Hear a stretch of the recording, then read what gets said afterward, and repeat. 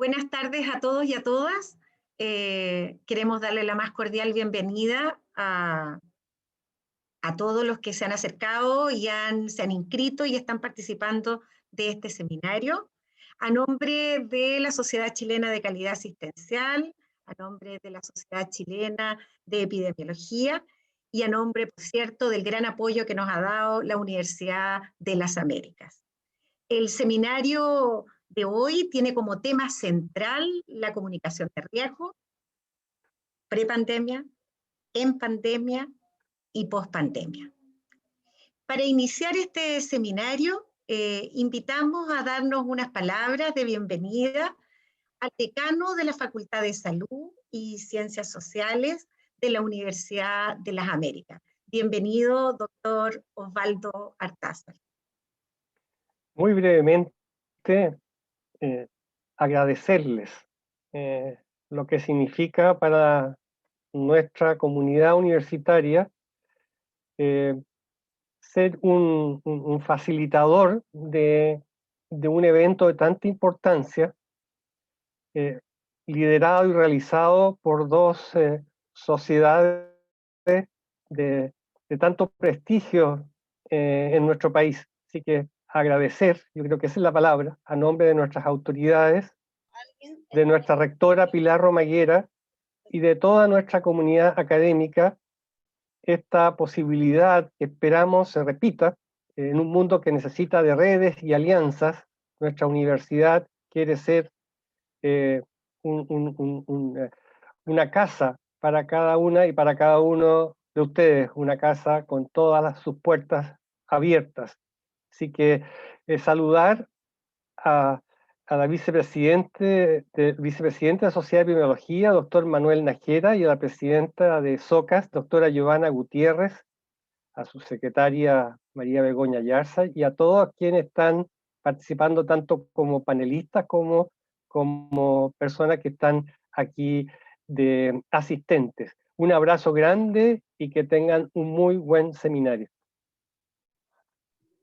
Muchísimas gracias, doctor Artázar. Nos sentimos muy cómodos en su casa, así que se lo agradecemos mucho. Para dar un saludo desde la Sociedad Chilena de Epidemiología, invitamos al doctor Manuel Nájera de Ferrari para que también nos entregue unas palabras. Muchas gracias, Begoña. Quería dar un pequeño saludo a nombre de la sociedad. Primero, un saludo a todas y todos los asistentes, ¿no es cierto? Me gustaría partir agradeciendo a nombre de nuestra Sociedad Chilena de Epidemiología a la universidad por el espacio para reunirnos y a nuestros amigos de la Sociedad Chilena de Calidad Asistencial por la invitación, no solo a reunirnos, sino también a ser parte de la organización de este seminario web. Y quería partir contándoles que como sociedad estamos muy orgullosos de que vamos a estar representados por nuestra presidenta, María Paz Bertoglia, como expositora hoy. Así que eso es una linda noticia de partida. Las emergencias de salud pública, durante las emergencias de salud pública, las personas necesitan saber cuáles son los riesgos sanitarios en los que enfrentan, ¿no es cierto? Y cuáles son las medidas que podrían adoptar para proteger su salud, la salud de sus queridos y también proteger sus vidas, ¿no es cierto? Entonces la comunicación de riesgo aparece como ese espacio de intercambio de información dentro de la comunidad que ayuda al entendimiento y a la posterior adopción de buenas medidas. Así, sabemos que una comunicación de riesgo que es eficaz va a ser posible que las comunidades que están más expuestas y más vulnerables, de las cuales nuestro país está bastante bien nutrido, ¿no es cierto?, entre comillas, puedan entender y adoptar qué medidas de protección son las mejores que pueden asumir para mitigar los riesgos, ¿no es cierto? Entonces, reconocemos que la comunicación de riesgo es una disciplina y además es una estrategia de salud pública. Y entendemos que como nuestra disciplina epidemiológica, la comunicación de riesgo entonces es tan relevante para la respuesta a una emergencia de crisis. Y hoy, además en esta crisis, parece ser más evidente y requerida que nunca. Sabemos que hay hartos escollos o hartas dificultades para establecer una buena comunicación de riesgo y de eso se va a conversar bien hoy. Y es por eso, por estas dificultades que hoy existen, que creemos que es muy necesario estos espacios e instancias de reflexión en torno a esta disciplina, en torno a sus métodos, y también creemos que es necesario ocupar más espacios como este para promover el mensaje de que tenemos una necesidad imperiosa de hacerlo mucho mejor en esta línea. No solo hoy en día, sino que también prepararnos para el futuro, ¿no es cierto? Nuestra misión tiene varias misiones, nosotros, en nuestra sociedad, y dentro de ellas está la de promocionar la comunicación y difusión del conocimiento científico, y además la de representar los intereses de la población chilena en el resguardo de su salud. Por lo tanto, está bastante encadenada nuestra participación en estas instancias y a lo que queremos apuntar como sociedad y aportar como sociedad. Entonces, alineados con esa misión, es que nosotros como sociedad estamos muy convencidos de que instancias como este seminario web van a permitir siempre desde una mirada propositiva, que es lo que hemos estado siempre tratando de hacer, recordar la importancia de la comunicación de riesgo en los periodos de crisis y también en los periodos futuros intercrisis. Y esperamos entonces desde este espacio, a través de nuestra presidenta, aportar a la discusión, aportar a dar un impulso, a enmendar el rumbo en esta materia en nuestro país, ¿no es cierto? Que hoy es vital porque estamos viviendo un momento bastante grave.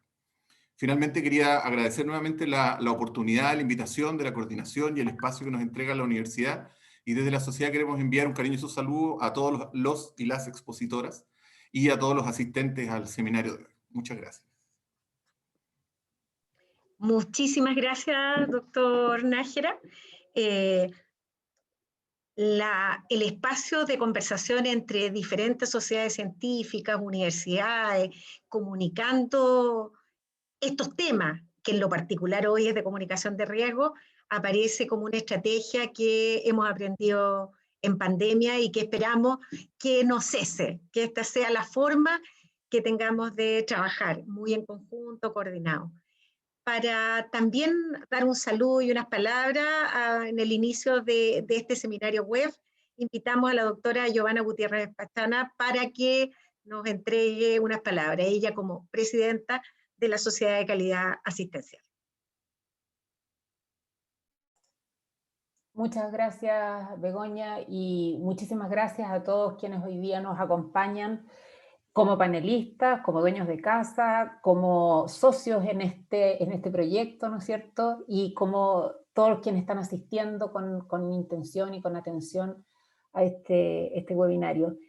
Quiero partir agradeciendo la disposición del trabajo colaborativo. Creemos que ahí hay una clave que, como dice bien Begoña, hemos ido aprendiendo más nítido en pandemia, que ojalá sea un aprendizaje que se nos quede bien debajo de la piel, pero necesariamente tenemos que caminar tomado de las manos, reconociendo todos los puntos en común de encuentro que tenemos entre las diferentes sociedades, entre las diferentes instituciones, y hoy día el encuentro de la Sociedad Chilena de Epidemiología con nuestra Sociedad Chilena de Calidad Asistencial y con la Universidad de las Américas habla de eso, ¿no es cierto? Habla de encontrar el lugar donde todos nos reunimos con una intención, con una temática que nos hace sentido desde distintas perspectivas, y ponemos nuestro esfuerzo, nuestras ganas y nuestra energía en común para hacer un aporte a la sociedad en su conjunto. Así que lo primero es que estamos convencidos que esta es la manera creativa, además, de ir generando más espacio y mejores oportunidades de llegar a más gente con temas que son de tanto interés como este. Lo segundo es complementar lo que dice Manuel a propósito de la mirada poblacional que tiene la comunicación de riesgo, con el tremendo sentido que a nosotros como gestores de calidad nos hace el tema de la comunicación de riesgo y en particular la gestión de riesgo. La gestión de calidad no es otra cosa que gestionar los riesgos que tiene nuestra actividad asistencial, ¿no es cierto? Y todos esos protocolos y todas estas normativas y todas estas cosas que de pronto inundan la gestión de la calidad no son otra cosa que mitigadores de riesgo. Y a veces tenemos una enorme dificultad que nuestros equipos de salud entiendan por qué hacer determinadas cosas o seguir determinados protocolos, de tomar determinadas prácticas es menos riesgoso para la atención, y es porque también nosotros fallamos muchas veces en comunicar el riesgo que estamos queriendo mitigar. Entonces tenemos una perspectiva de la gestión de la comunicación de riesgo que es poblacional, donde estoy queriendo hablar de las conductas de las personas que constituyen toda nuestra población, pero cuando hacemos un doble clic y llegamos a las instituciones, tenemos una enorme responsabilidad de poder comunicar bien los riesgos para después de eso poder decir, estos son mis mecanismos de mitigación, estas son las conductas que espero, y etcétera. Y tantas veces esa primera parte pasa rapidito, ¿no? Pasa, oye, pero obvio que esto es importante, entonces concentrémonos en la acción. Y la acción, si no la conectamos con el sentido de las personas, se pierde. No se sostiene, y como hemos visto en lo poblacional y como vemos también en lo institucional, Muchas veces decimos, ¿cómo es posible que un equipo clínico no haga una pausa segura antes de comenzar una cirugía?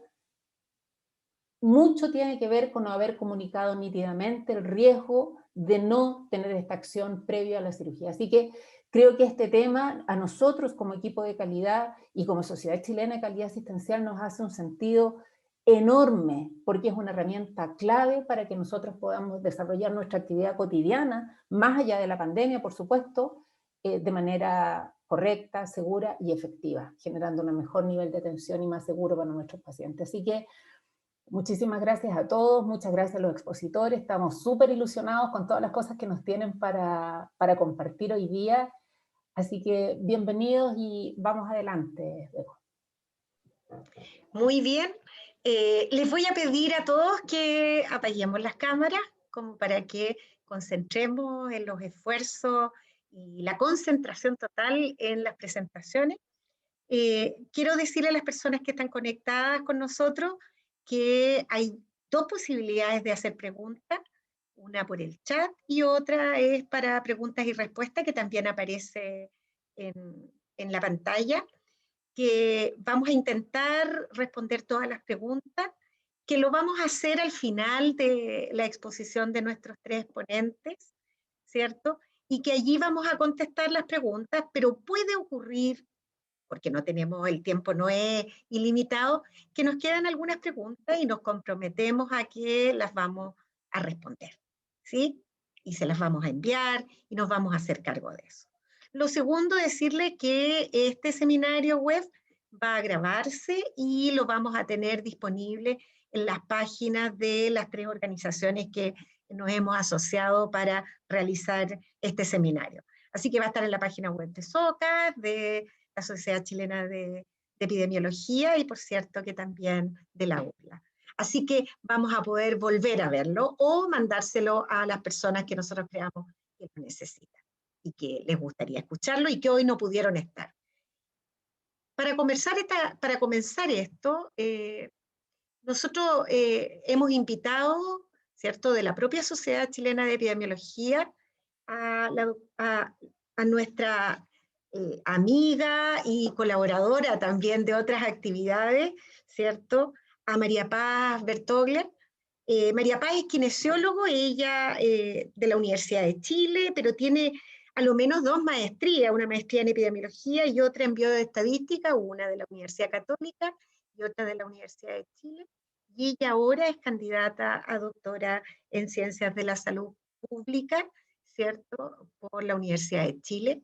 Ella es presidenta de la Sociedad Chilena de Epidemiología y ella quiere compartir con nosotros y quiere entregarnos una presentación que está inspirada en algo muy, muy, muy contingente. Y quizás la primera inspiración que tuvo este seminario.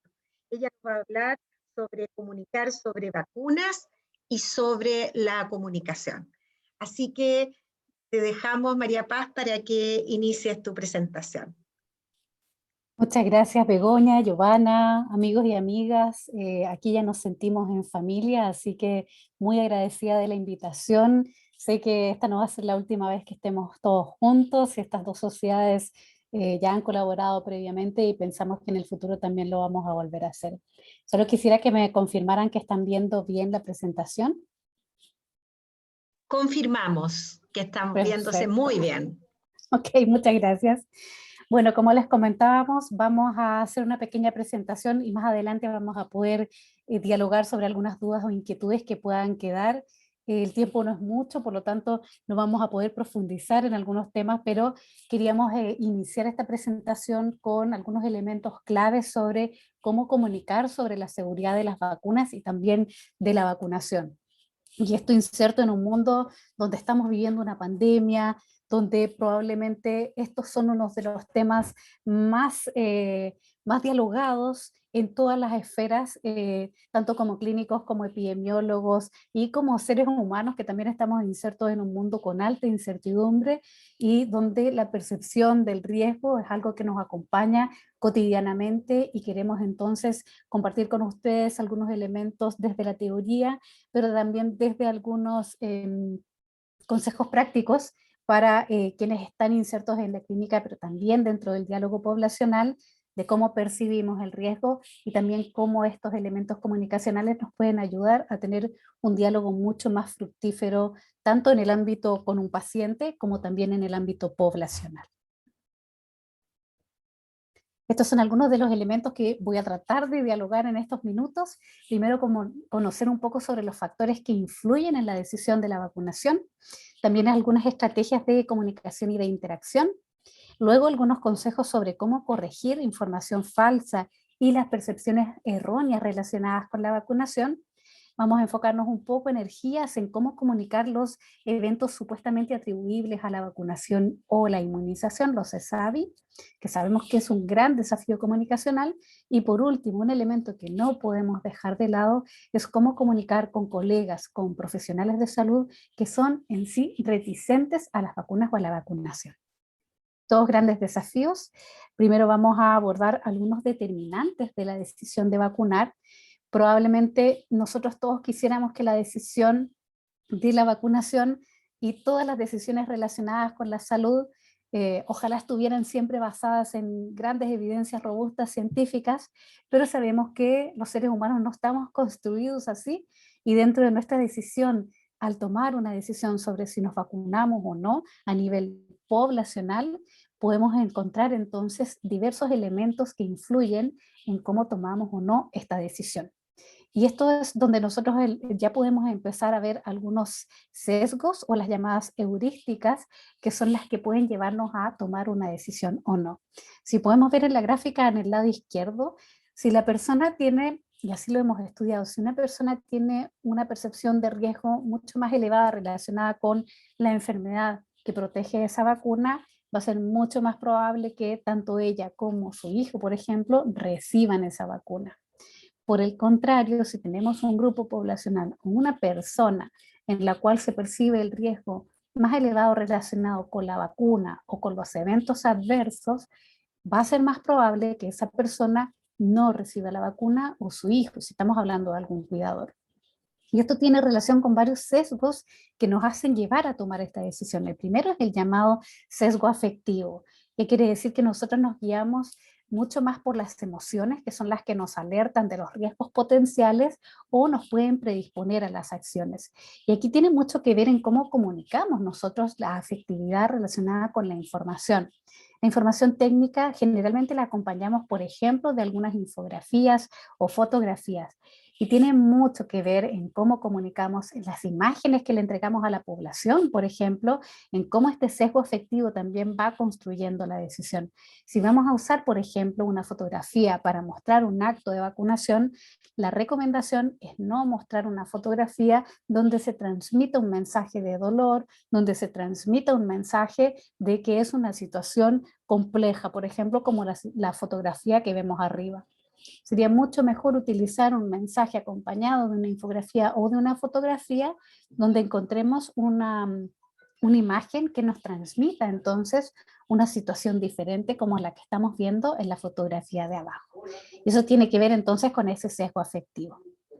Otros sesgos que podemos encontrar en las determinantes de la decisión y en base a cómo se construye entonces la decisión de la vacunación es el llamado sesgo de pérdida. Esto quiere decir que en general nosotros tendemos a enfocarnos más en lo que perdemos que en las grandes ganancias, por ejemplo, relacionadas con la vacunación.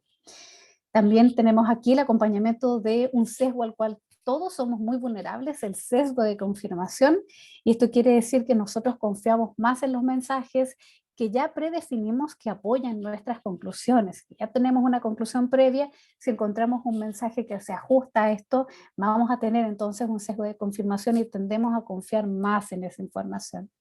Por otro lado, existe el sesgo de la disponibilidad.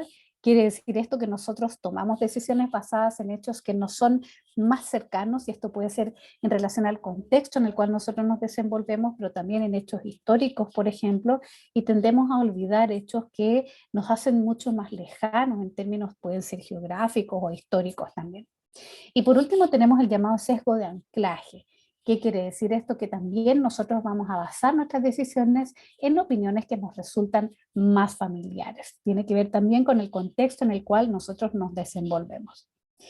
Y ahora, cuando hablamos sobre la percepción del riesgo, tenemos que también hablar sobre la existencia de que existe una brecha de la percepción de riesgo. Nosotros aquí probablemente somos todos profesionales de salud, tenemos una formación, tenemos herramientas que son diferentes a las que tiene la población general o el público, y por lo tanto esa percepción de riesgo se construye también de forma distinta. El público la construye en base a la información que obtiene de múltiples fuentes, y sabemos que en pandemia existe este concepto llamado la infodemia, donde hay una gran avalancha de información. No siempre esta información es información correcta ni basada en evidencia, por lo tanto siempre tenemos que tratar de guiar en cuáles son las fuentes confiables para que la población obtenga esa información. Por otra parte, se construye también en base a las emociones, que esto es lo que comentábamos anteriormente. Todos estos sesgos y heurísticas también pueden intervenir en cómo nosotros concebimos el riesgo. Y en base también a las experiencias, por supuesto, y a estos sesgos y heurísticas que también mencionábamos. Por otra parte, nosotros como profesionales de salud y también las autoridades que construyen esta percepción de riesgo de forma diferenciada, porque además de toda la información previa, se construye también en base a estas evidencias y a los datos concretos que obtenemos, quienes estamos familiarizados con las investigaciones, por ejemplo, pero también en base a nuestra propia formación profesional, o en base a también investigaciones o evaluaciones de causalidad que generalmente hacemos de forma casi automática. Por lo tanto, tenemos que considerar esa brecha cuando nosotros también hablamos y entablamos una conversación y un diálogo con la población general, no para minimizar los conocimientos que tienen, para nada, sino que para comprender que esa construcción de la percepción de riesgo es de forma diferenciada como nosotros nos construimos. Y aquí tenemos que hablar un poco sobre cómo existe un espectro de la reticencia a la vacunación. Hemos hablado mucho, probablemente han escuchado mucho en la prensa, hablar de personas que son reticentes, que rechazan la vacunación, pero también tenemos que entender que esto la verdad es que no es una decisión dicotómica o una variable binaria, es un espectro y las personas pueden transitar a lo largo de su vida en diferentes momentos o espacios de este espectro, donde podemos encontrar un extremo de personas que activamente buscan la vacunación, por ejemplo, la demanda activa, el suministro y el acceso, y por otra parte tenemos un extremo de un grupo pequeño de personas, pero sí que son muy vocales y que rechazan todas las vacunaciones. Pero las personas generalmente se encuentran más en un ámbito central, donde tienen dudas muy razonables y donde tenemos mucho rol nosotros que jugar en relación a comunicarles correctamente sobre la seguridad de las vacunas y de la vacunación. Aquí arriba, sin entrar en mayores profundidades, podemos ver también cómo se enmarca este espectro de la reticencia o de la confianza de la vacunación en base a estos tres elementos que tienen mucho que ver y mucho que dialogar entre sí y se articulan también para poder ubicarnos y ubicar a las personas en el tránsito entonces en este espectro. Existen muchos factores y determinantes sobre la aceptabilidad de las vacunas, pero podemos nosotros enfocarnos generalmente en estos tres grandes aspectos. Y las personas van a depender mucho de sus factores contextuales, dónde están ubicadas, cuáles son los medios entonces que intervienen en la información que ellos reciben, pero también algunas tendencias históricas de los espacios y los lugares donde se ubican, y la existencia, muy importante también, de las percepciones tanto de la industria farmacéutica, que sabemos que tiene mucho peso a la hora de tomar una decisión, pero también de ciertas barreras de acceso a la vacunación. Otro gran grupo de factores que determinan el espectro de aceptación son los factores individuales y grupales, y aquí podemos ver las experiencias previas, cómo fue una experiencia pasada, por ejemplo, de una persona en términos de cuando fue a recibir una vacuna o llevó a uno de sus hijos, por ejemplo, la vacunación, puede también afectar mucho la decisión.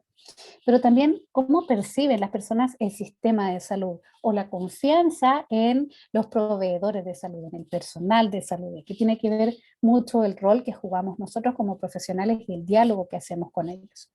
Y por último, también hacemos esta evaluación de riesgo-beneficio de forma constante.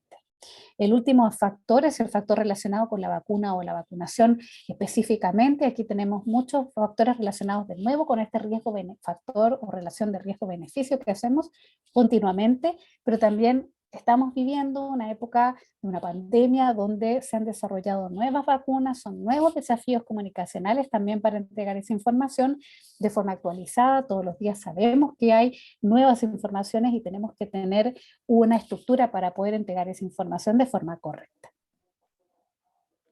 Quedan También, 3 minutos. gracias, Bego. Voy a ir avanzando rápido. Bueno, otros elementos más relacionados con los programas de inmunizaciones también son importantes a analizar.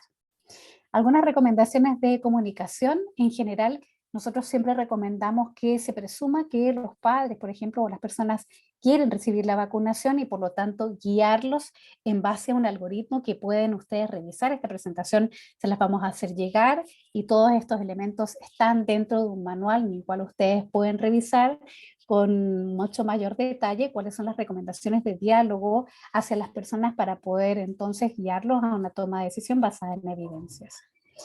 Y aquí muy importante reflexionar de por qué no es suficiente decirle a una persona que algo no es verdad.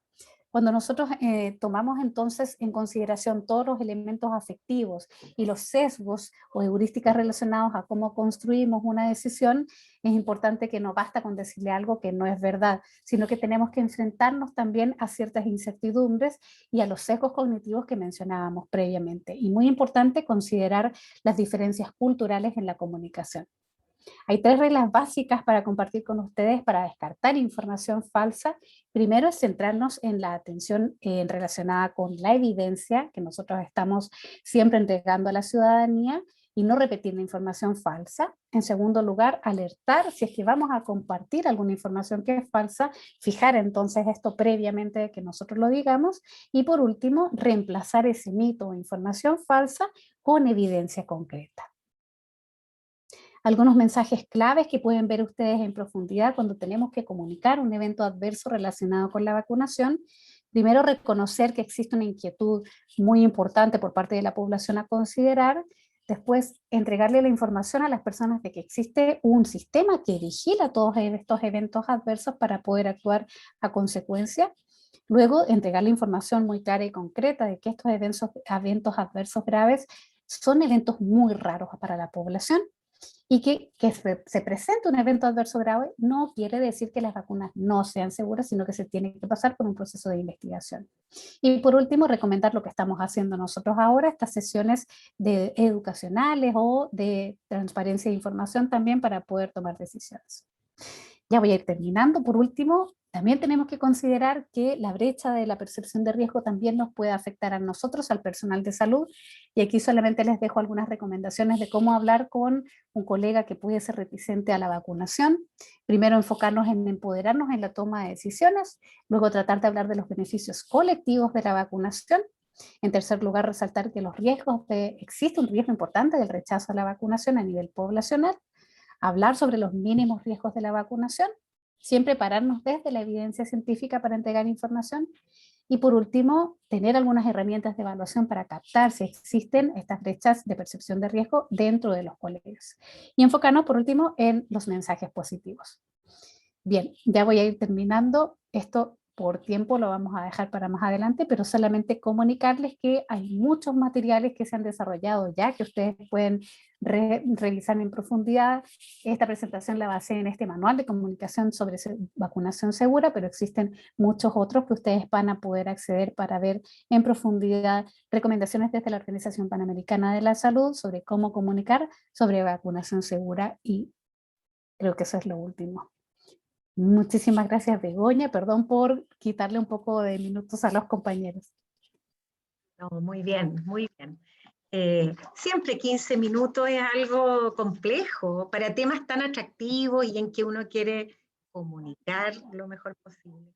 Yo quiero agradecer, ¿cierto? Saludos que he visto en el chat de personas que están conectadas desde Uruguay, me parece tan bonito, ¿no? Desde lejos. Gente que está conectada desde el sur, desde Frutillar. Nos hicieron algunos comentarios en el chat y quería señalarlo porque Santiago no es Chile y esto de los seminarios web nos permite acercarnos a personas que están en otros países y que el tema les puede interesar, cosa que me parece muy buena. Así que te agradezco, María Paz, por la presentación, va a quedar disponible, así como la grabación. así que vamos a pasar, por cierto, al siguiente ponente. Si ya vimos, ¿cierto?, en el tema de vacunación, temas que tenían que ver con los sesgos, y que tenían que ver sobre todo con información, ¿cierto? Bueno, nuestro próximo ponente, ¿cierto?, que viene desde España, y agradecemos, por cierto, a la tecnología esta posibilidad, ¿cierto? José Jonay Ojeda, él es médico, ¿cierto? Y él es médico especialista en medicina preventiva y salud pública, de la Universidad Autónoma de Madrid, además es máster en salud pública en la Escuela Nacional de Sanidad de Madrid, es coordinador de calidad del Hospital Universitario de La Paz en Madrid y miembro de la Junta Directiva de la Sociedad Española de Salud Pública y Administración de Salud. Y él, en lo particular, lo queremos agradecer porque tiene horas de diferencia, o sea que no es tan fácil, así que te agradecemos mucho tu presencia. Y la idea, en este caso, es que José Jonay nos quiere invitar a hablar sobre sobrevivir a una avalancha comunicativa en pandemia por COVID-19. ¿Cómo sobrevivir a esta avalancha? Así que dejamos al doctor José Jonay con nosotros, así que adelante, doctor. Muy buenos días a todos y todas, buenas tardes desde España. Agradecer, por supuesto, pues tanto a la Sociedad Chilena de Calidad Asistencial como a la Sociedad Chilena de Epidemiología, la Universidad de las Américas, la invitación. Verdaderamente me siento en casa. Son todos ámbitos pues muy, pues bueno, muy cercanos para mí, porque efectivamente, pues bueno, en muchos de estos ámbitos pues he tenido la oportunidad de relacionarme, ¿no? Comparto efectivamente pantalla para poder compartir la presentación. Voy a preguntar también igual que antes si se ve correctamente. Confío en que sí. Exactamente, sí, se ve muy bien. Perfecto. Y básicamente, bueno, de una forma muy modesta y aprovechando que en el caso mío y de mis compañeros de la Sociedad Española de Salud Pública y Administración Sanitaria, hemos vivido en primera persona, digamos, la perspectiva de vivir la pandemia desde una sociedad científica. Es verdad que en el entorno español, pues pensábamos que podía ser interesante compartirlo en este seminario y bueno, y reflexionar un poco conjuntamente cuál es el papel que podemos tener también para enfrentarnos a esto que hemos vivido, a lo que nos queda por vivir y a los retos futuros en temas también de comunicación, ¿no? Primero, una breve declaración de conflicto de intereses. Entendemos que al trabajar o al estar implicados, ¿no?, en una sociedad científica tenemos que poner sobre la mesa pues, cuáles son nuestros conflictos de intereses. Ahí están publicados en nuestra web. Y bueno, y lo que no está publicado en la web es, bueno, pues que efectivamente pues he participado y sigo participando en la Sociedad Española de Salud Pública, también en la Sociedad Española de Calidad Asistencial y también en la Sociedad Española de Medicina Preventiva Hospitalaria. Quiero decir que un sesgo muy importante y que tengo que declarar es que verdaderamente pues me siento muy implicado en general con la actividad de las sociedades científicas pues de todos estos ámbitos, ¿no? Vamos a hablar brevemente un poco de qué es la Sociedad Española de Salud Pública y Administración Sanitaria, para entender cómo nos hemos enfrentado antes, durante y esperamos que en el futuro a los retos de comunicación que una sociedad científica pues, se tiene que enfrentar habitualmente, no solamente en tiempos COVID.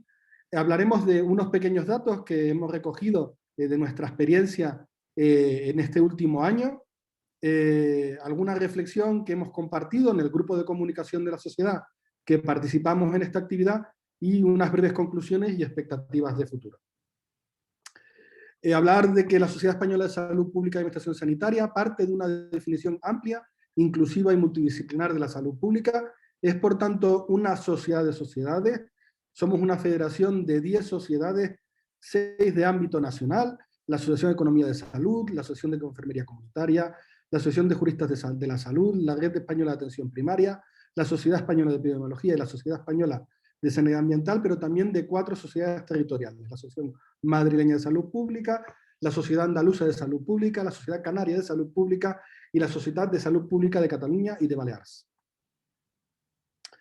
¿Qué hacemos? Pues promovemos el abordaje de forma transversal entre todas esas disciplinas que constituyen la salud pública de diferentes temas. Tenemos una revista científica que es Gaceta Sanitaria, hacemos informes bienales temáticos, publicamos monográficos, nos posicionamos en torno a temas de interés en salud pública. Tenemos habitualmente, y antes de esta pandemia también lo teníamos, presencia e impactos con los medios de comunicación. Participamos con la Sociedad Europea de Salud Pública y la World Federation of Public Health Association también. Hacemos congresos y reuniones científicas y tenemos aproximadamente unos gastos e ingresos anuales de 110.000 euros, que proceden en su mayoría de las cuotas que pagan nuestras ciudades federadas en base a sus socios y algún patrocinio que también se puede consultar en nuestra página web. Un poco de publicidad, que si me permiten, de nuestra revista, la revista Gaceta Sanitaria, que entre sus líneas estratégicas en estos últimos años se encuentra el fortalecimiento de la presencia en Latinoamérica. De hecho, el comité editorial tiene varios editores asociados de países de Latinoamérica, y en 2019 iniciamos una línea de trabajo con la Red Iberoamericana Ministerial de Aprendizaje en Investigación en Salud y también con la Organización Panamericana de la Salud. ¿Quiénes somos? Pues somos como sociedad de sociedades una asamblea general que es la que toma las decisiones, en la que forman parte las 10 sociedades federadas, una junta directiva en la cual estamos hasta 14 cargos electos, que no cobramos por ser cargos electos en la sociedad, es decir, dedicamos nuestro tiempo libre a trabajar en esta sociedad, y tenemos un pequeño grupo de comunicación que es el protagonista de esta historia, en el cual pues, hay 4 hombres, 2 mujeres, 3 médicos, un jurista, un economista y un politólogo. Hemos tenido 2 bajas en este último año y 3 incorporaciones, y como decía antes, todo esto lo hacemos en nuestro tiempo libre y probablemente porque tenemos vocación de servicio público. Este es nuestro esquema de funcionamiento de comunicación antes de la pandemia. Habíamos identificado la necesidad de, para poder comunicar mejor y de forma más efectiva, tener más visibilidad de las noticias y de la accesibilidad en general a la web a los medios de comunicación, fomentar acciones proactivas y no solamente responder a peticiones de los medios, y definir un protocolo de respuesta que gráficamente lo que trataba era de, en el menor tiempo posible, tratar de identificar o bien un miembro del grupo de comunicación que pudiera atender a esa petición del medio de comunicación, o bien de una lista de portavoces que teníamos identificados por temas, seleccionar esa persona y proponérsela al medio. La idea era que si no éramos capaces de hacerlo rápidamente, pues probablemente el medio de comunicación buscaría otro portavoz, otra persona que atendiera esa petición, y por tanto aquí el tiempo era oro, ¿no? Y eso ya lo teníamos previsto antes de la pandemia. De esa forma, pues publicábamos unas 50, 70 noticias al año, 5 a 10 notas de prensa, seguidores en Twitter después de que empezáramos en 2016, pues hasta 2.500 en 3 años, un grupo de comunicación que tímidamente empezó en septiembre de 2018, y una mayor parte de peticiones que se atendían directamente por el presidente de nuestra sociedad. Decíamos en el año 2018 que en general el funcionamiento, esto antes de la pandemia, era bueno, y que habíamos considerado que muchos medios, debido a esta estrategia, pues entendían que CESPA era una fuente útil y fiable.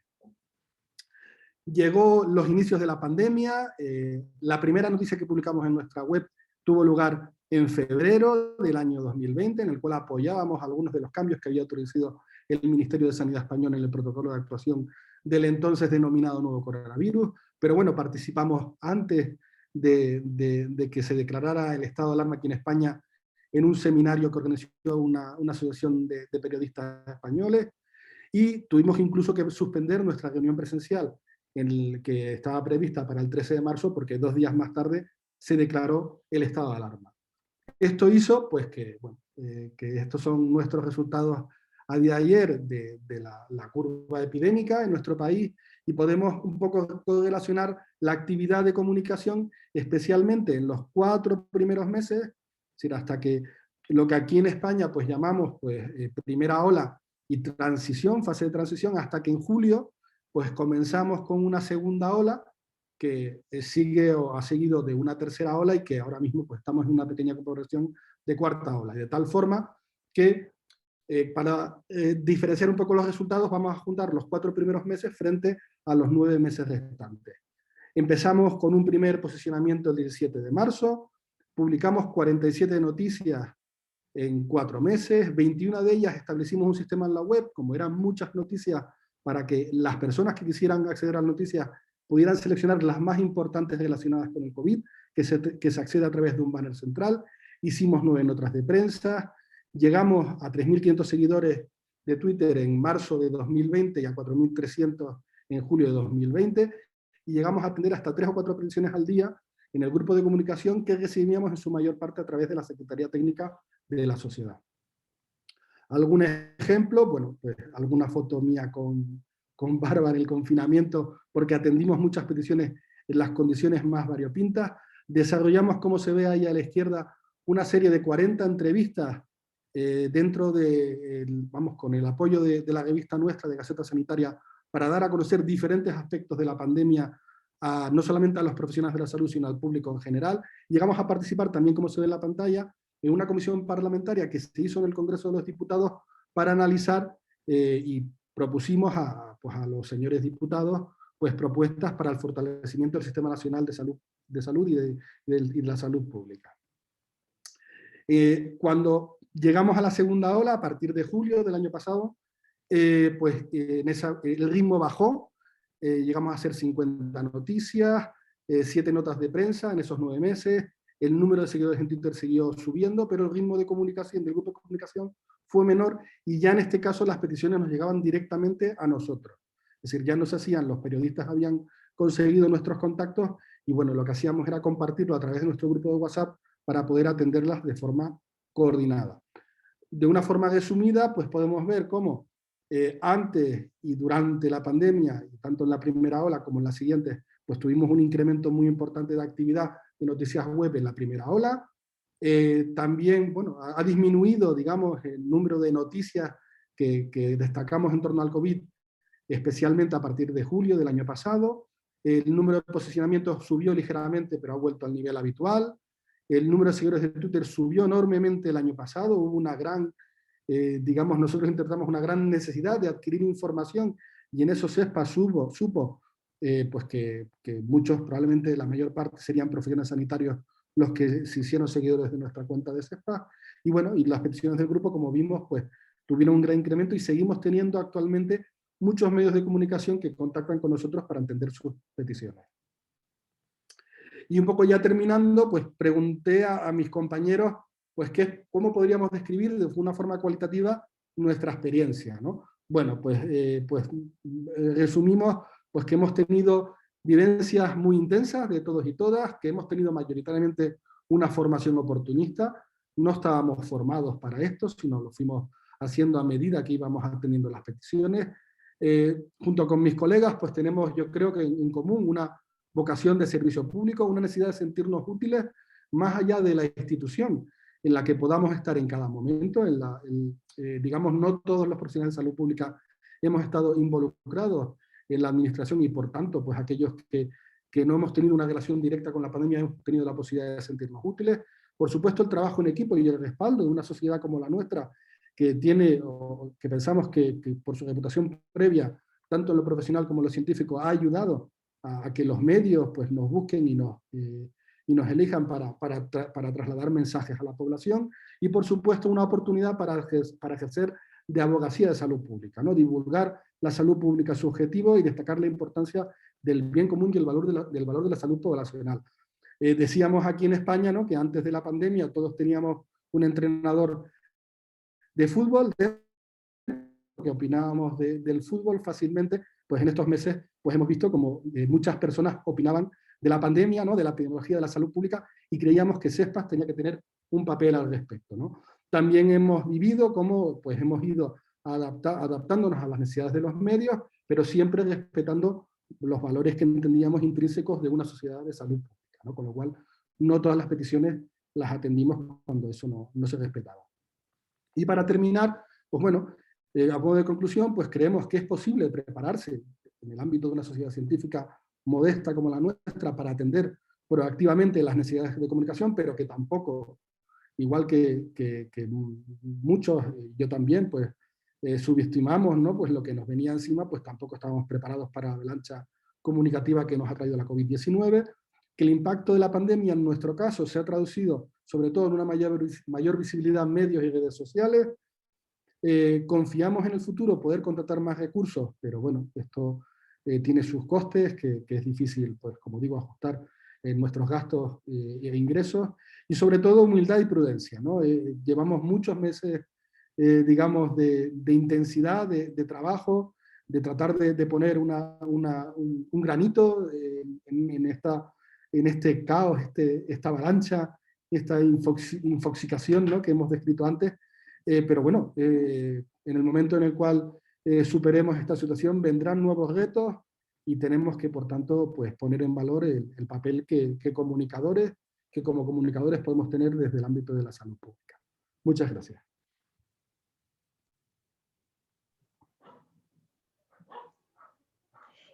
Muchas gracias a ti, José.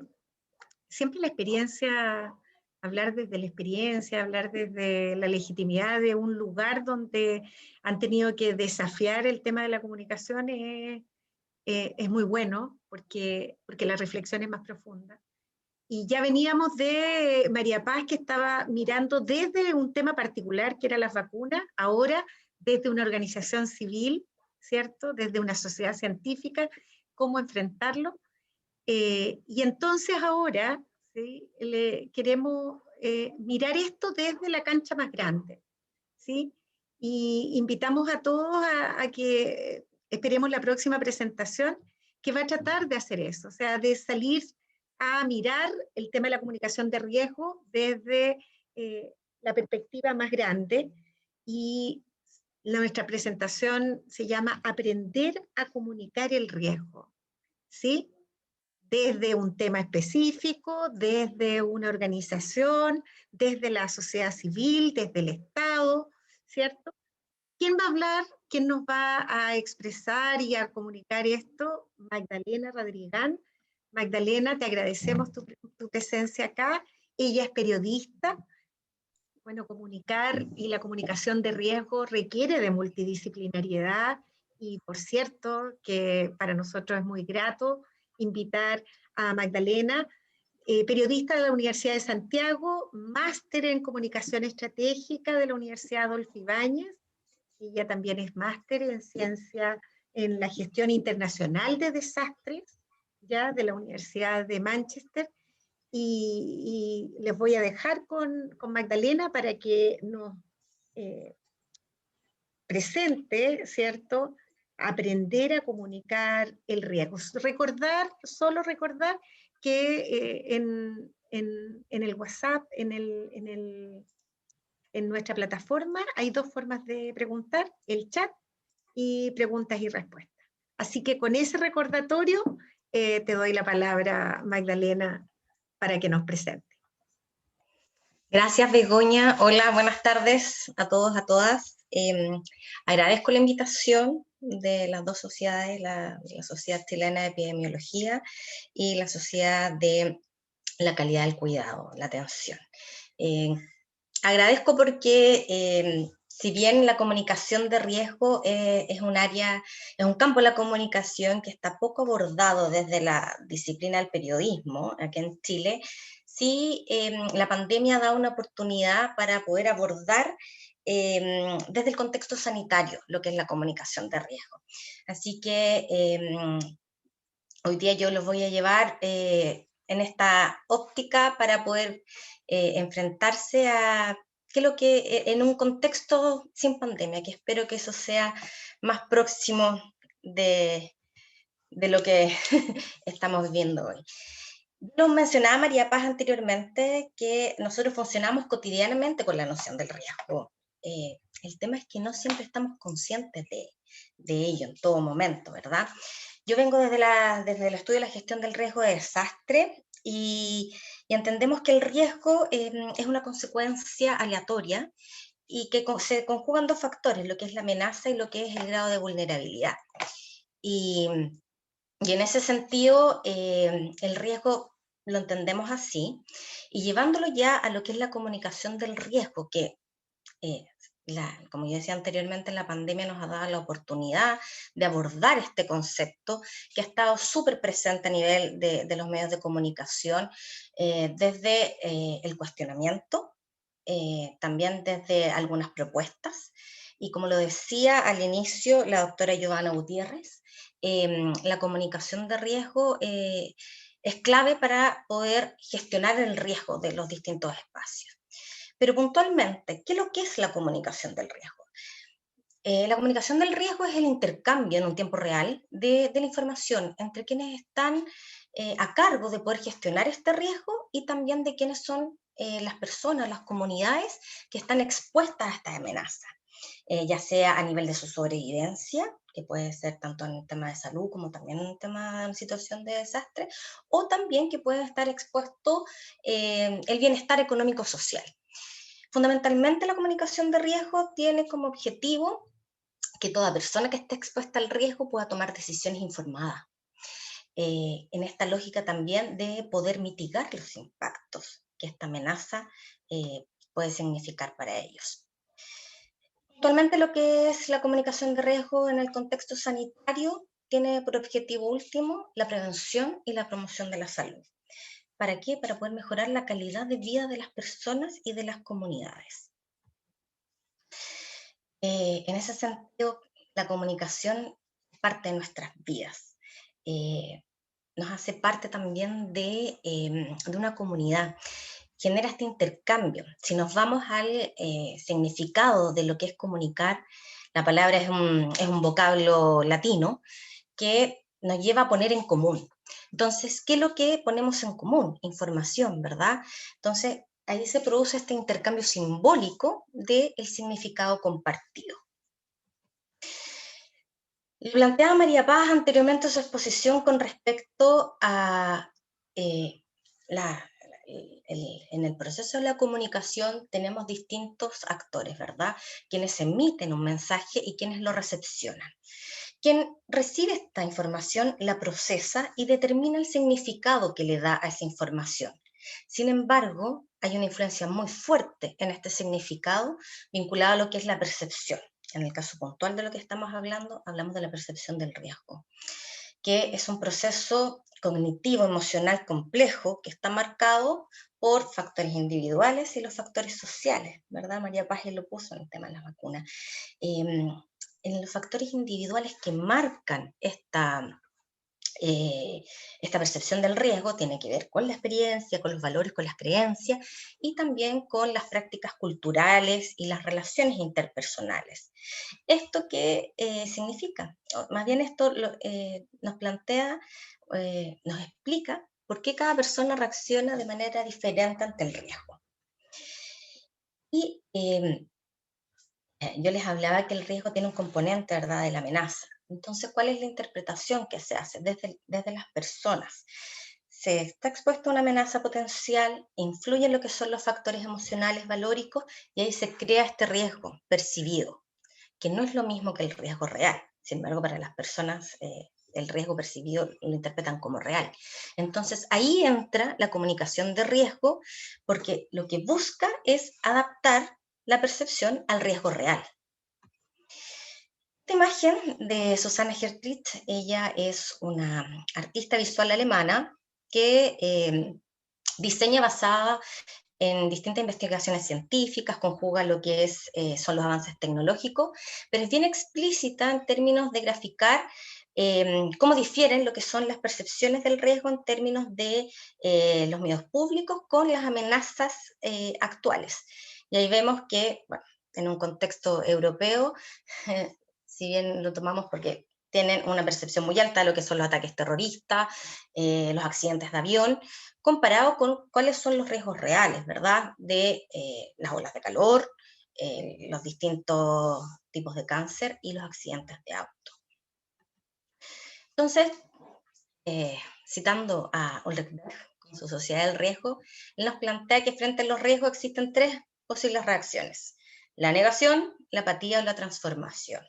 Y desde el ámbito de la salud, ¿qué es lo que se busca? Se busca transformar en el sentido de poder movilizar a las personas a que cambien sus conductas, fundamentalmente en lo que es la prevención y el cuidado de la salud. Entonces, ¿qué se puede hacer para comunicar el riesgo y lograr esa transformación? Comunicar el riesgo es fundamentalmente construir confianzas, es generar confianza en nuestros interlocutores. Bien lo decía Giovanna al inicio, la doctora Giovanna al inicio de este webinar, no solo entender el interlocutor como los pacientes o la comunidad, sino también entenderlo entre los pares, entre quienes son parte del quehacer diario de las distintas instituciones en las cuales nos desenvolvemos. Y entender que la comunicación del riesgo tiene como objetivo ayudar a reducir la incertidumbre. Como le dije al inicio de la exposición, permite tomar decisiones informadas y busca un cambio positivo en las conductas de las personas. Tiene un enfoque social, por cierto, porque lo que se busca es reducir la exposición y la vulnerabilidad. Y también es importante mencionar que no hay que olvidar también el rol de los medios de comunicación. Lo decía José Jonay recién en términos de cómo ellos como sociedad tuvieron que adaptarse también a las demandas de los medios de comunicación. Y en ese sentido también hay que trabajar lo que es generar las confianzas a nivel de los medios. Y para poder llevar lo que es la comunicación del riesgo a los contextos sanitarios, hay acciones clave. Sensibilizar, informar y movilizar. Sensibilizar en el sentido de mostrar qué es lo que sucede. Si se tiene que abordar con los pacientes, hay que ser explícitos en mostrar a qué es lo que están expuestos, ¿verdad? Se complementa con la información, hay que entregarles detalles, hay que enseñarles. La comunicación del riesgo tiene una labor pedagógica bien fuerte. Y finalmente lo que queremos es movilizar, ¿verdad? Generar este cambio en la conducta. ¿Cómo lo vamos a lograr? ¿Cómo se puede lograr, o al menos intentarlo? Con mensajes que se centren en las probabilidades de daño y cuáles son los métodos que existen para poder reducir esa probabilidad. Y también trabajar estos mensajes, en términos de las acciones que se pueden lograr, de cuáles son esas acciones que las personas son capaces de realizar. Entonces, cuando tenemos este contexto de entender que la comunicación del riesgo es algo necesario de incorporar en el quehacer sanitario, ¿qué tenemos que hacer? Blindarse, anticiparse, prepararse para mitigar los efectos de los riesgos. Preguntarse qué sabemos, qué no sabemos, qué debemos aprender. Les decía anteriormente, hay que asumir una labor pedagógica. En general, se tiende a dar sugerencias muy globales sobre qué hacer, pero es importante considerar que la información detallada y la información útil para los grupos específicos se busca en sus propias comunidades. Y eso nos da una alerta en términos de hacia dónde dirigir también el trabajo. Es importante desarrollar un trabajo con la comunidad, con las agrupaciones de pacientes, por ejemplo. Estoy pensando en los pacientes con enfermedades crónicas. Son grupos súper activos, son grupos que se dan un fuerte apoyo entre sus miembros y un modo de llegar con esta labor pedagógica también es generar una interrelación con estos grupos. La comunicación exitosa, la comunicación del riesgo exitosa, se genera por el desarrollo de las confianzas y por el trabajo conjunto. Hay que entender que a la hora de interpretar los mensajes, lo que primero se fija en las personas es quién me lo dice. ¿Puedo confiar en la persona que me lo está diciendo? Posteriormente a eso se hace el proceso de la información que nos están entregando. Entonces, por eso, una labor bien importante es poder ayudar también a los pacientes a distinguir, identificar cuáles son las fuentes confiables y cuáles son los mensajes que les van a ser útiles. Es decir, orientarlos también a no creer en cualquier mensaje. Sabemos que hoy día en el contexto de pandemia estamos con un bombardeo muy fuerte de noticias falsas, de rumores. Entonces, también hay una labor desde el ámbito de la salud, desde los funcionarios de la salud, de poder orientar a las personas, de que busquen evidencia, de que sepan descartar cuáles son las fuentes que no deben confiar, que están muy asociadas a que los mensajes son muy emocionales o que tienen poca fundamentación. Llevarlos un poco a que se cuestionen cuáles son las fuentes en las cuales se están informando. Entonces, ¿cómo se puede hacer mejor? La información en salud debe ser precisa, entendible, creíble y, por cierto, oportuna, ¿verdad? A la hora de interactuar con las personas, con las comunidades, con los pacientes, hay que ser súper enfáticos en plantear que como profesionales de la salud, el principal objetivo es proteger y promover la salud. Ser súper explícito que no hay vinculaciones con instituciones, que se podrían generar ciertas sospechas en las personas, en los pacientes, sino que el fin último que se persigue es la protección en salud. Se tiene que exponer la información disponible, dar cuenta de la evidencia existente y cómo se ha usado. Hay que incorporar también las preocupaciones que pueden existir en particular sobre una amenaza y no solamente hablar de lo que los expertos creen que es pertinente abordar, ¿verdad? Y es muy importante que también dejar que los pacientes y las pacientes puedan usar sus propios términos para describir cuáles son sus preocupaciones. Hoy día con el contexto de la pandemia hemos visto que hay un uso del lenguaje que se ha tenido que ir simplificando, porque hay muchos términos del mundo médico que la población en general no le son cercanos, entonces no lo entienden. Y eso hay que incorporarlo como un aprendizaje de este proceso. Gracias. Y fundamentalmente ser honestos y honestas sobre qué se sabe y qué no se sabe sobre un riesgo de salud específico. Si hay dudas con respecto a un tema y no hay claridad, no hay evidencia sobre ello, explicitarlo. Eso es muy importante. Entonces, a la hora de considerar cómo se comunica en nuestros espacios de trabajo, punto uno, alfabetizar en salud, ¿verdad? Acercar los términos, explicar en un lenguaje entendible para las personas con quienes interactuamos. Trabajar para desarrollar la confianza, para hacer fuentes creíbles, para que de ese modo se pueda incorporar mejor la información. Entregar información también debe estar asociada a la experiencia. Eso también genera mucha confianza. Y bueno, como en todo ámbito de acción, mostrar pasión por lo que se hace y eso se nota al hablar, al contar la experiencia. Y no puedo dejar de mencionar un aspecto bien relevante con respecto al contexto chileno. Nosotros ya tenemos un amplio... están llegando muchos migrantes a nuestro país y también tenemos una población indígena muy fuerte. Entonces, hay que construir relaciones también con estos grupos. Y en ese sentido, a veces los funcionarios de la salud no son quienes generan la mayor confianza en estas comunidades. Entonces, también hay una invitación a que se pueda desarrollar un trabajo y buscar los mensajeros que van a ser creíbles para estas comunidades, identificar los liderazgos que pueden haber ahí y también hacer un trabajo que hoy día yo sé que en muchos hospitales se está desarrollando, que es el trabajo con intermediadores culturales. Bueno, para cerrar, la frase que yo creo que resume mucho con respecto a cómo se tiene que manejar la información y que lo planteaba, perdón, el subdirector de la OPS con respecto que la información oportuna basada en la evidencia es la mejor vacuna contra los rumores y la desinformación. Así que con eso termino y espero que haya sido un aporte. Gracias. Muchísimas gracias, Magdalena, muchísimas gracias. Como que hemos aprendido hartas cosas, ¿no? Como la primera, y yo creo más básica, es que esta pandemia, si para algo ha servido, es para enfrentarnos de forma dramática a determinadas temáticas que teníamos que enfrentar y aprender. Y por tanto, el aprendizaje en esta pandemia ha sido en múltiples temas.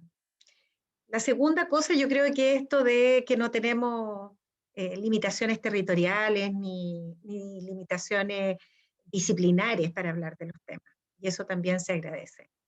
Es así como en varios de los seminarios, y en este en lo particular, también se expresa esa multidisciplinariedad.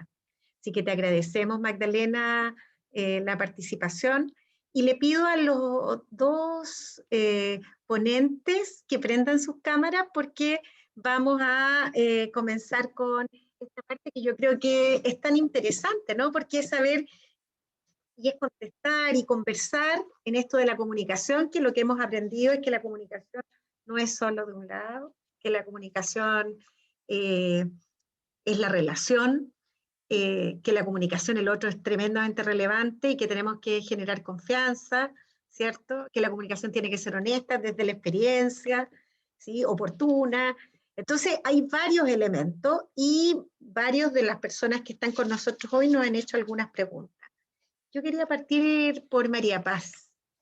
María Paz, una de las preguntas nos parece interesante y yo diría que más audaz, es que nos preguntan y quieren que tú contestes esta pregunta: ¿cómo sortear las diferencias de poder al momento de comunicar, comunicación de riesgo, a las autoridades? ¿Cómo se hace eso? ¿Cómo sortear esa pequeña dificultad que es la diferencia de poder? Así que ahí está la pregunta, María Paz. Gracias, Begoña, y muchas gracias a quien realizó la pregunta. Estos son grandes desafíos y efectivamente nosotros estamos insertos en un mundo donde, claro, podríamos fijarnos en qué es lo óptimo y luego tratar de aterrizarlo esto a nuestra propia realidad. Y en un mundo donde se siguieran de forma óptima las recomendaciones de comunicación, nosotros tendríamos que exigirle, por ejemplo, a todas las autoridades, porque también hay niveles de autoridades. Nosotros lo vimos también en la presentación de Magdalena, que incluso dentro de las propias localidades existen autoridades que son locales y que tienen una voz también validada por la población y la ciudadanía. Pero si nos vamos a lo que yo creo que es el fondo de la pregunta, y es cómo sortear estas diferencias de poder que existen y estas asimetrías también de información y de poder entre la ciudadanía, la población, el público y las autoridades, hay algunas recomendaciones que nosotros podríamos hacer y lo que podríamos nosotros indicar es algo que hemos hecho y hacemos continuamente desde la Sociedad Chilena de Epidemiología, y es que nos construimos también en un canal de comunicación entre, por ejemplo, las autoridades de salud y la ciudadanía. Y probablemente Jonay también pueda también apoyarme desde la perspectiva internacional, desde España, como lo hacen, pero a nosotros nos toca mucho ser una voz y también un canal, un capilar comunicante entre las autoridades que tienen y ejercen, por supuesto, que un poder y una asimetría de este poder, que no es que sea malo per se, existe, pero nosotros también dentro del ámbito comunicacional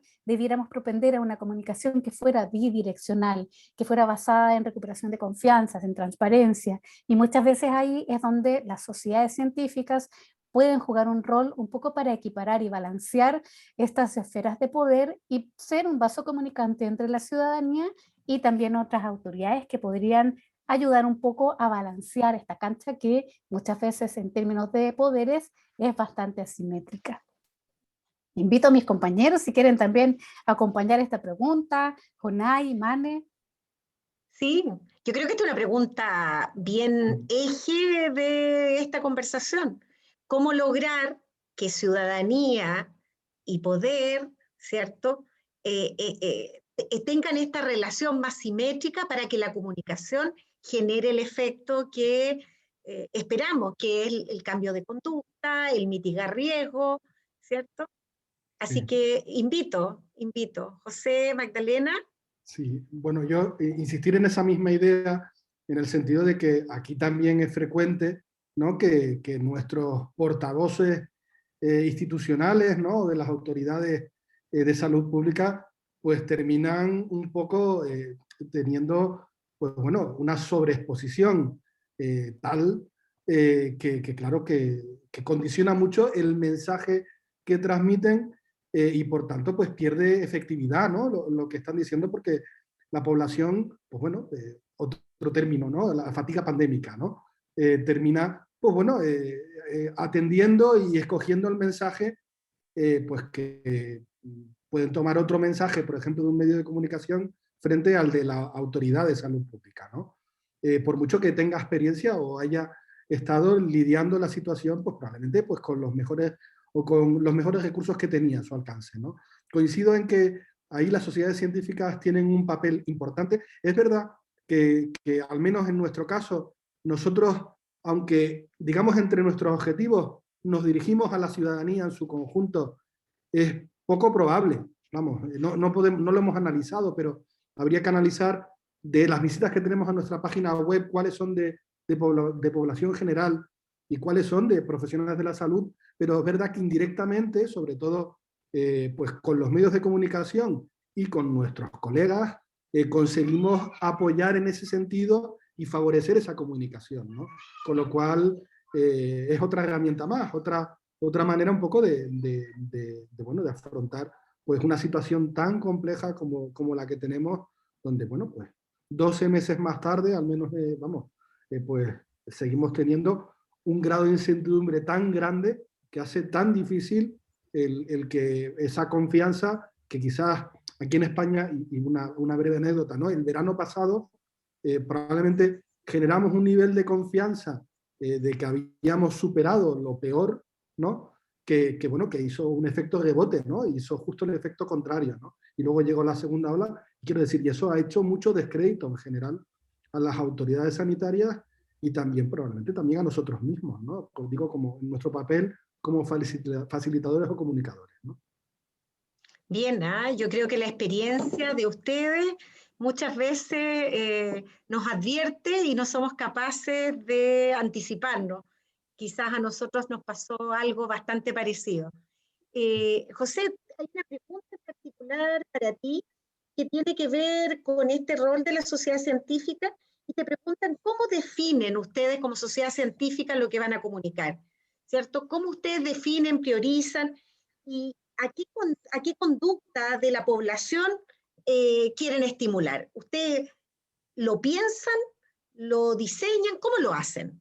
Pues llegamos a diseñarlo, lo único que no fuimos capaces de anticipar lo que venía, como tantas otras cosas, ¿no? Realmente al final ha sido un modo de supervivencia, quiero decir, el título pues incluía esta palabra porque realmente no fuimos capaces de calibrarlo, ¿no? Fuimos aprendiendo con la experiencia que probablemente aquellos mensajes que iban en línea con posicionamientos y aspectos que ya habíamos trabajado en nuestra sociedad y con las sociedades federadas, pues eran, digamos, prioritarios o más fáciles de comunicar que otros que no tuviéramos ya trabajados. Y por supuesto también contamos, y lo trato también de trasladar, con que no es la labor de un portavoz o de 2 portavoces o de 3 o de los 6 que estamos en el grupo, ¿no? Hay detrás todo un grupo de personas, de profesionales que tienen diferentes áreas de saber y que si efectivamente están disponibles y pueden participar en esta labor de comunicación, pues también sería otro criterio a tener en cuenta para poner énfasis sobre ese mensaje frente a otros, ¿no? Y luego hay otros aspectos más prácticos que hemos aprendido, por ejemplo, en nuestra relación con los medios de comunicación, ¿no? Como decíamos antes, el tiempo es finito, hacemos buena parte del trabajo fuera del trabajo profesional, es un trabajo, como decía antes, voluntario, y por tanto hemos aprendido, por ejemplo, a dar prioridad, por ejemplo, a un medio de comunicación que nos hace una entrevista en directo y que por tanto podemos colocar el mensaje pues de una forma más directa, valga la redundancia, que por ejemplo otro medio de comunicación que nos graba pero que luego coge un pequeño fragmento y traslada otro mensaje que quizás no es exactamente el que nosotros queríamos trasladar, ¿no? Pero eso lo hemos aprendido en nuestra experiencia con los diferentes medios y por tanto pues con el tiempo hemos ido dando menor preferencia a esos tipos de comunicación que nos dan menos rendimiento y que creemos que nos ayudan menos a comunicar, ¿no? Súper. También tenemos algunas preguntas que para Magdalena, ¿cierto? Una pregunta, primero te felicitan Magdalena, fue muy claro y muy ilustradora la presentación, bien. La pregunta es, en emergencia, en desastre, el entorno comunicacional se altera en cuanto a las percepciones que tiene toda la población. ¿Qué aspectos de comunicación son esenciales para este tipo de situaciones dentro de las instituciones? Qué buena pregunta, que nos lleven a la situación de desastre. Bueno, hay que decirlo, la pandemia es un desastre. Por más que se trate de ocultar de que es una crisis sanitaria, es un desastre, porque hay un impacto fuerte a nivel de las comunidades. Y bueno, yo soy de la línea que los desastres no son naturales, sino que tienen una relación directa por las formas de desarrollo vinculadas a cómo los seres humanos ponen en acción esas prácticas. Yendo a la pregunta con respecto a cómo se tiene que manejar la comunicación al interior de las organizaciones en situaciones de desastre, es clave que las organizaciones cuenten con una estrategia de comunicación para situación de desastre. Algo que muy pocas instituciones, al menos aquí en Chile, tienen, y fundamentalmente es importante crear esta estrategia para poder ordenar qué información se va a entregar, porque así como yo los expuse recién, la comunicación del riesgo tiene que ser información creíble y oportuna. Tiene que estar orientada a que se pueda entregar información a las personas para que se pueda bajar la ansiedad, sepan qué hacer. Y en ese sentido es una invitación a que las organizaciones puedan trabajar en conjunto con sus integrantes un plan para gestionar el riesgo. Y en ese sentido, la comunicación del riesgo tiene que ir asociada a este plan de gestión del riesgo. Entonces, se tiene que establecer cuál va a ser la vocería, porque en situaciones de desastre, si llegan no solamente la comunidad, sino que también llegan los medios y ponen el micrófono a cualquiera, y eso tiene que ordenarse. Entonces se tiene que establecer una vocería única, que sea la persona que concentre la gestión de la información, y para eso también hay que hacer entrenamientos previos. Y eso es súper necesario en Chile, estamos muy carentes de estas estrategias, y en ese sentido trabajarlo desde el interior de las organizaciones es lo que se recomienda para poder gestionar mejor el manejo de la información para la comunidad. Muchas gracias, muchas gracias. Hay una pregunta que no es para todos, ¿ah? Hay un juicio, empieza la pregunta diciendo que en Chile la gestión de riesgo en pandemia fue errática, fue contradictoria. Hay un juicio ahí acerca de cómo fue. Y les preguntan qué recomendaciones darían ustedes. ¿Qué recomendaciones para dar un giro a aquello, ¿no? Que vuelva a enrumbarse, ¿sí? María Paz, José, Magdalena, ¿sí? ¿Podrían ustedes dar alguna recomendación? Claro, bueno, un poco siempre volcarnos a lo que decía yo desde un principio, basarnos en las evidencias, en las recomendaciones también de comunicación, porque no podemos reinventar la rueda ni tampoco tenemos tiempo para hacerlo.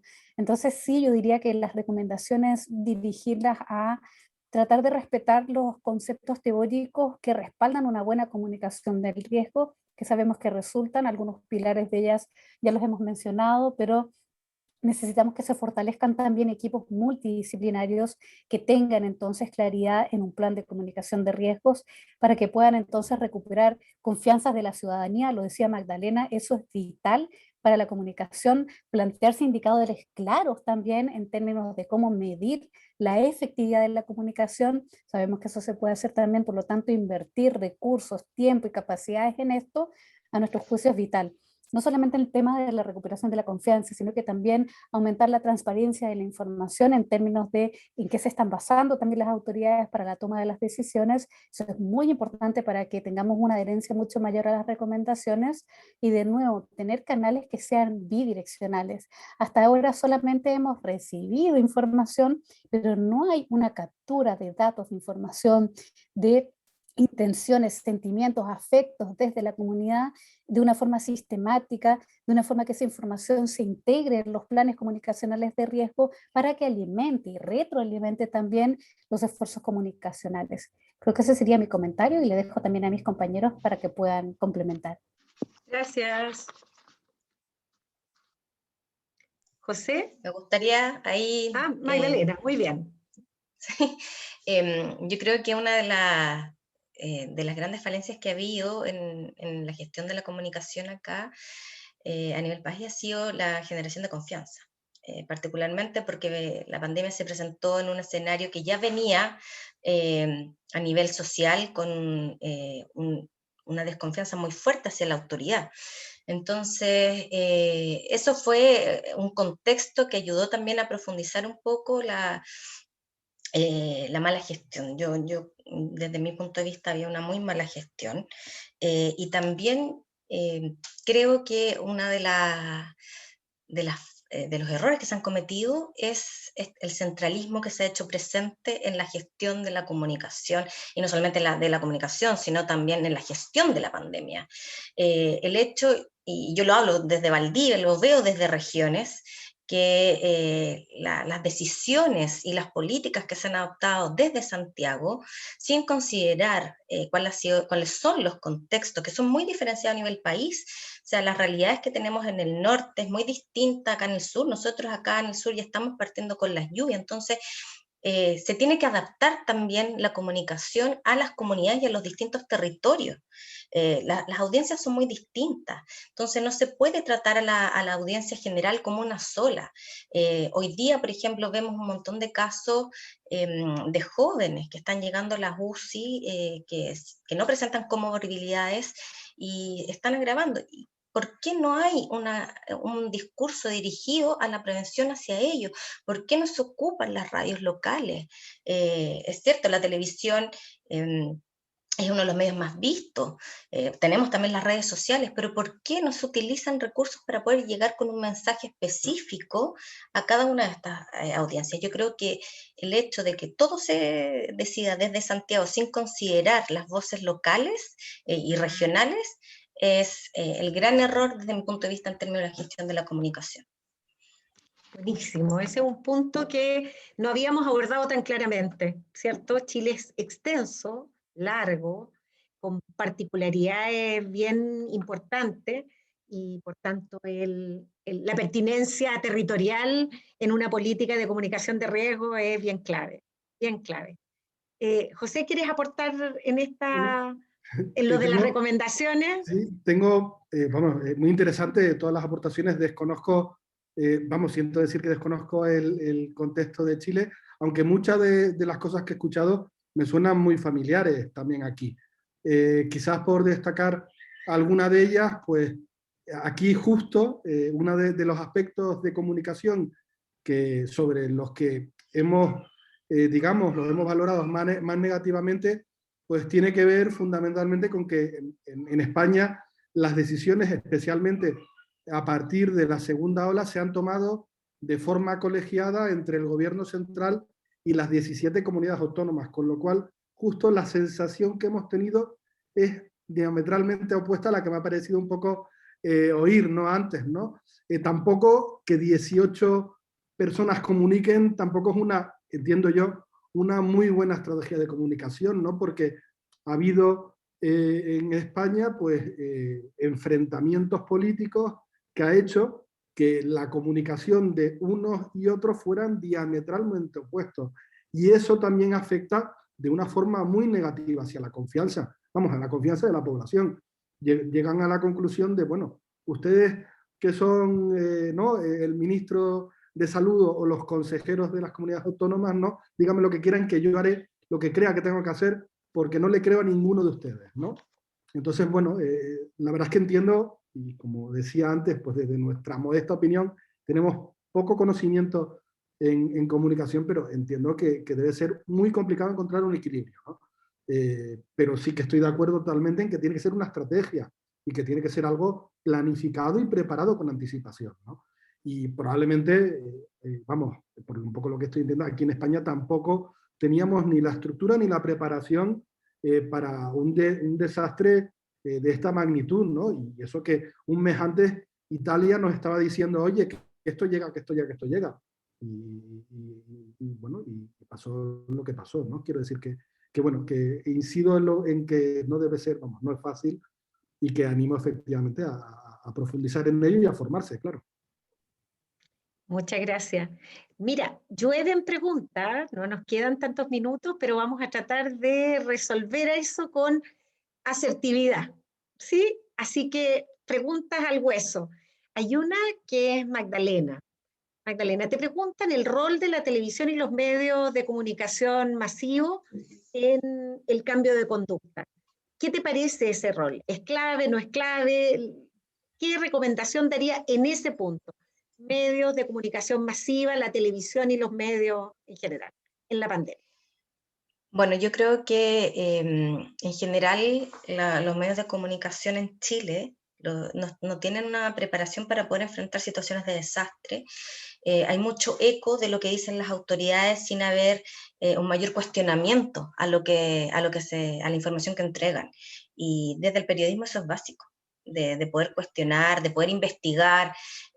Hoy día hemos visto que muchos medios independientes están haciendo ese trabajo de poder revelar algunas cifras. Lo vimos al principio de la pandemia, que se manejaban distintas cifras. Entonces ha habido poca transparencia que se ha ido trabajando, y fundamentalmente yo creo que los medios, el esfuerzo que han hecho, estoy pensando en los masivos, por cuestionar a la autoridad, por aportar, están un poquitito en deuda. Creo que los medios de comunicación tienen la capacidad para poder realizar una campaña por ellos mismos. O sea, los medios están agrupados está la Archi, por ejemplo, en la radio, está Anatel. ¿Por qué no han hecho un trabajo en conjunto para poder abordar mensajes claros, que es lo que yo mencionaba anteriormente, diferenciando las audiencias? Ellos tienen los recursos para poder hacerlo, entonces yo creo que en eso, desde mi punto de vista, es lo que ha fallado. También, yo no sé si en España pasaba, pero aquí en Chile empezaron a usar unas mascarillas transparentes también, que no sirven para nada. Entonces también hay responsabilidad en términos de la imagen. O sea, los silencios comunican, la imagen comunica, entonces repercuten que al final las personas repiten esas prácticas porque las ven. O sea, sabemos cuál es el poder de los medios de comunicación masivos, entonces en eso han fallado. He visto que en la última semana están algunos revirtiendo eso, lo cual celebro. Tampoco puedo dejar de mencionar que las radios también han hecho un trabajo importante en abrir los micrófonos para escuchar a la población cuáles son las demandas, y que fundamentalmente también han dado espacio para dar cuenta también de la gran crisis social que hay detrás de esta pandemia. Y yo creo que eso quizás hay que rescatarlo. No todo se ha hecho tan mal. Desde el punto de vista de los medios. Se puede hacer mejor, por cierto. Hay que formar también a los periodistas y a las periodistas en cómo abordar este tipo de temáticas, que yo creo que también eso estamos en deuda. Estamos llegando casi al final, pero hay una pregunta de futuro que a mí me encantaría compartirla. Y tiene que ver con los equipos de salud, ¿sí?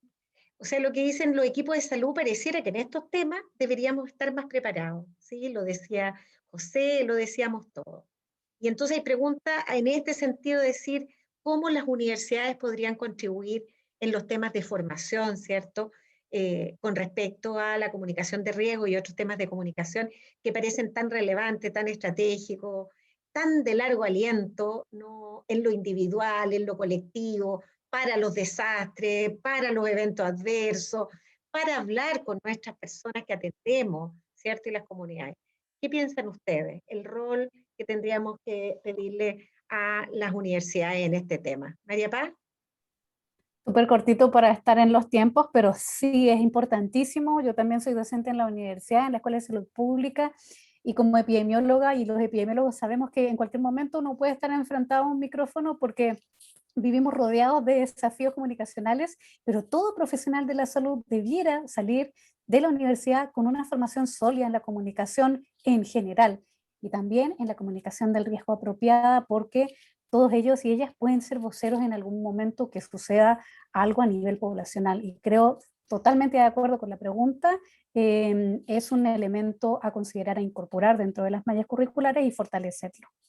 Cambio. Muy bien, muy bien. Magdalena, José, ¿algo que decir? Capaz que vamos a tener que, como estamos dentro de una universidad, vamos a terminar comprometiendo a esta universidad que incorpore claramente, ¿cierto?, estos temas en la formación. Magdalena. Sí, me parece que es súper necesario poder incorporar dentro de las mallas curriculares, no solamente en las carreras de la salud, sino que también en las mismas carreras de periodismo y de comunicación social y comunicación audiovisual. Está absolutamente ausente, no está incorporado. Entonces ahí es importante tomar el peso en términos de la relevancia que que tiene lo que es la comunicación del riesgo y abrirse a la interdisciplinariedad. Hoy día estamos en tiempos de que ya no tenemos que seguir encasillados solo en una disciplina, sino que abrir también las puertas para poder compartir el conocimiento desde los distintos campos de donde proviene. Hay alguna frase en el chat antes que terminemos, es que hablan de algo que me parece precioso, que es bien profundo, ¿no? Que es el papel que tienen las universidades en el pensamiento crítico. O sea, eso vale para los profesionales que están en los medios de comunicación, vale para las autoridades, vale para nosotros, los que trabajamos en salud, vale para todos, ¿no?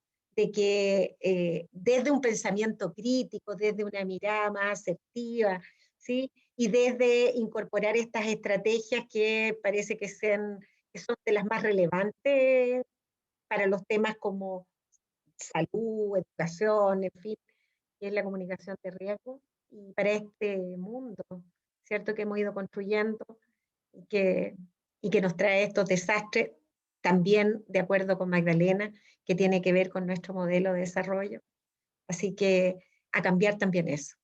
Así que yo les quiero agradecer, aquí están agradeciendo desde Uruguay, desde Linares, están felicitando a María Paz, a José, quedaron preguntas, a Magdalena igual, quedaron preguntas para los tres y yo los quiero comprometer a ustedes de que responderemos todas las preguntas, ¿cierto?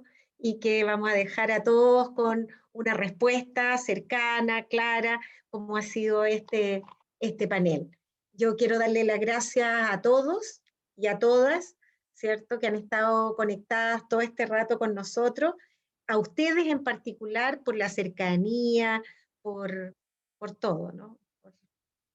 Por ser capaces de transmitir también, de comunicar también, a la Universidad de las Américas por prestarnos su casa, ¿sí? Y darnos este espacio, esta plataforma, y a todos los que estuvieron presentes hoy. Así que con esto damos por término a este seminario web de comunicación de riesgo y agradecemos y nos vamos a volver a encontrar. Así que va a ser un hasta luego nomás porque seguro que nos encontramos de vuelta, ¿cierto? En temas como este y otros. Vale. Muchas gracias. Muchas gracias. Gracias.